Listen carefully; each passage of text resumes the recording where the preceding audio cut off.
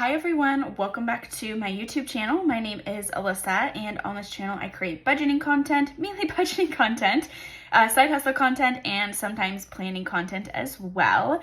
On this video, we will be closing out the December paycheck, so the 15th through the 31st, and then I'm going to save the Where Did My Money Go portion of this video that I normally do for a separate video, because I'm going to do a step-by-step on how I personally close out my budget tracker, because I know that's helpful information, and this is probably the part where most people get lost. So I was starting to do like the inflow and everything, and I was like, wait a second, like I could just do this and like show everyone how I do it. So I stopped at the inflow total, which you can kind of see I erased it, but how I do it is really flipping back and forth between the expense tracker. So these were all my expenses for those 2 weeks. I personally like to have like a little placeholder here so I can flip easily back and forth and I'm not having to like constantly go through.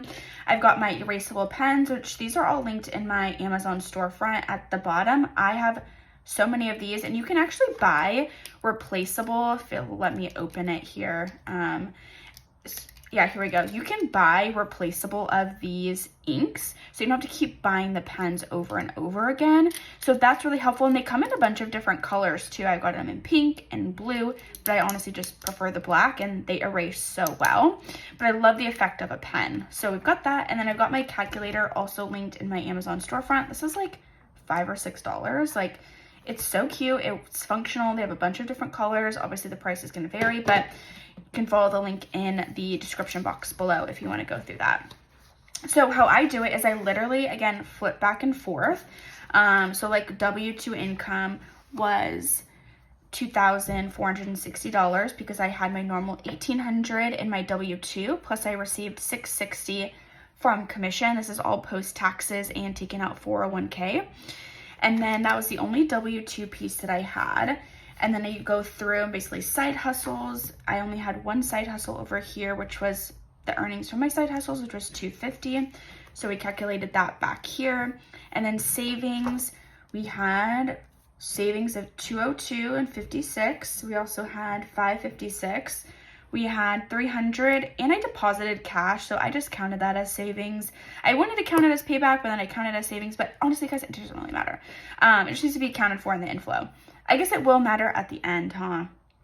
Okay, we'll just count it as savings because I was saving the cash sort of thing. I don't remember where that $200 came from. So anyhow, we did that. So added that all up. So if we grab our handy dandy calculator here, we've got 2,460 plus 250 plus 1,258 plus 36 gives us total inflow for these 4 weeks of $4,004.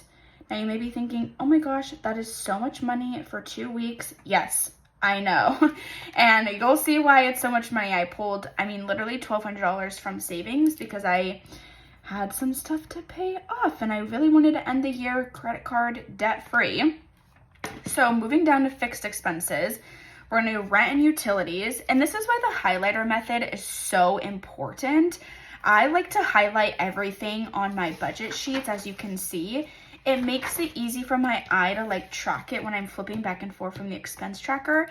And then when you're doing Where Did My Money Go, it's so easy to be like, okay, I have to add up all of the yellow ones. Okay, perfect. Of course, poor example, I didn't highlight that yellow one, but I will in the coming moments. Or for the next video at least. You just add it up and it makes it so much easier.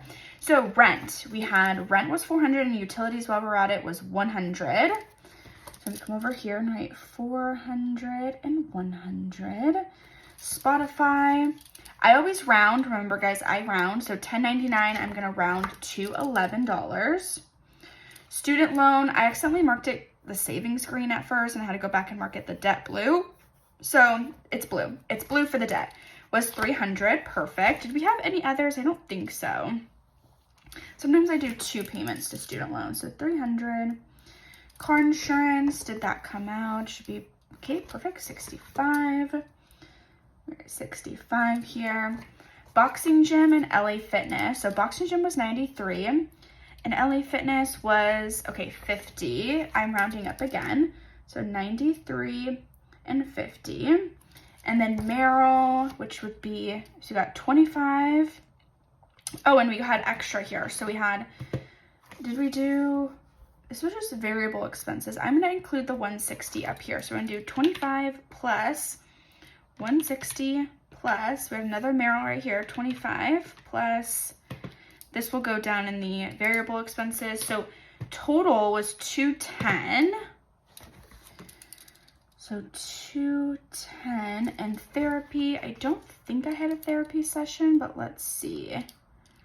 It was the end of the year and she like takes time off, so we didn't have any therapy here. All right, so then we get to add that all up. We had 400 plus 100 plus 11 plus 300 plus 65 plus 93 plus 50 plus 210 equals 1,229. I always double check my calculations because I don't know, sometimes I miss things, and if the numbers are off, we do it a third time and make sure we get everything. So 1,229. So then we take our total inflow, so $4,004 minus 1,229 gives us 2,775. So 2,775, moving down to variable expenses. Again, I didn't highlight all of these all the time if there's like only one category there. Normally it's like I was forgetting the fixed expenses when closing out the where did my money go. So groceries will just be this number that you calculated with the highlighter method. So I'm going to round up to 121 because there's 120.91. So we were over on that. Eating out was 76, we're rounding here. So we were under on that, perfect. Kind of evens itself out there. Gas and car, okay, so we were under by a lot, $72. We're gonna round down on this one. Investments, I already know that it was $3. It's really just the difference between up here and this because that was the only other area, so $3. Fun and entertainment. So we got to take, this is what the trick is. This is why I like to highlight up here. So our total fun and entertainment was $516.45, but we have to minus the $11 from Spotify, and that gives us $505 left over. So we're going to do $505 left over. Holiday, completely unexpected expenses here. As you can see, I only budgeted 50, but I spent basically 266 here. So we're gonna write 266.